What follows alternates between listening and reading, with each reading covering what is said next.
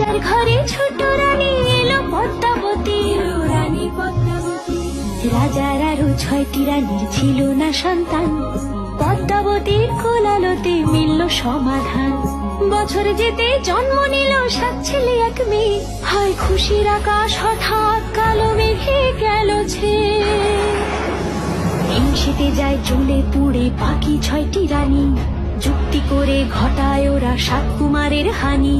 সুযোগ মতো 7 ছেলেকে মাটিতে দেয় পুঁতে, বাঁচে একা পারুল, ওরা পায় না তাকে ছুতে।